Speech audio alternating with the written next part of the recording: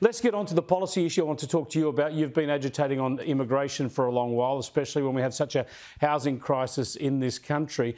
Surveys out today, a survey in the Nine newspapers showed that 59% of Australians think we're aiming to bring in too many people into this country.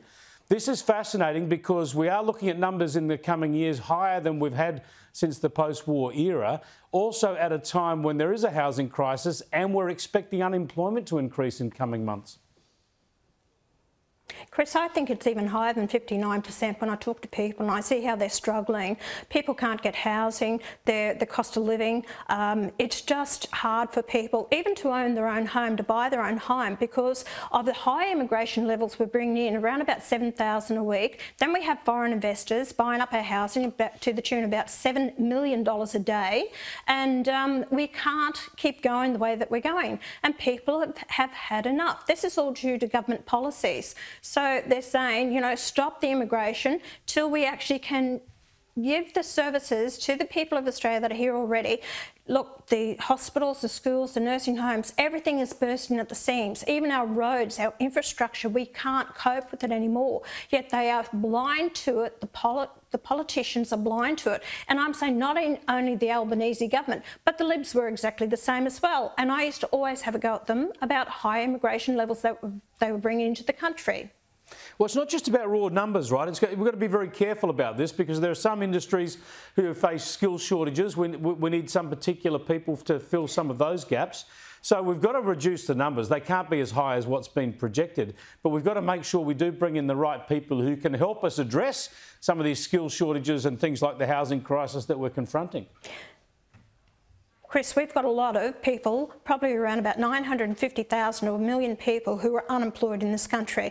You've got to ask yourself the question why. A lot of these people are illiterate, what I've been told by the teachers. They've been pushed through the educational system. They're just on a life of welfare. They have no intentions of going to get a job. They've made themselves unemployable. The government is quite happy to do that, and we're still paying them to sit around and do absolutely nothing. They're not productive. So because they don't want to work, we're bringing in migrants that are adding to our housing problem and our infrastructure problem in Australia. That's stupid. You don't keep heading down that same path. Then you've got to address the welfare system. Why are we having people on it, fourth generation, and also people who are on it for 20, 30 years, and they're not asking the tough questions? We have to address that. Yeah, well, I think there's going to have to be a shift in this. I mean, this poll is important, the housing crisis is important, and unemployment numbers are out tomorrow, and certainly if there's a tick up there, that's going to be a warning shot that these immigration projections are just too high for this country right now. Chris, all they're doing is propping up the economy because productivity is dropping because industries and manufacturing were buying imports from overseas. So they use it. They always have done. They use immigration to prop it up. And more migrants you bring in, big businesses love it because they're selling more product, more white goods, and therefore the cost of living escalates as well. So it's all round. It's a catch-22. But the people who suffer are the Australian citizens. Can't get housing, can't get a roof over their head, can't get in to see a doctor when they need it, can't get the assistance that they need, can't get into hospitals and the healthcare that they require.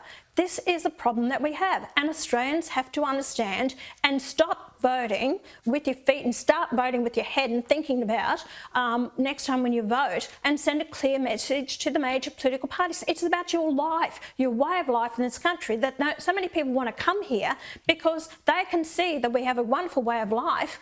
But it's the way it's going. You won't be for the next generation, I'm telling you now. Thanks for talking to us, Pauline. Appreciate your time as ever.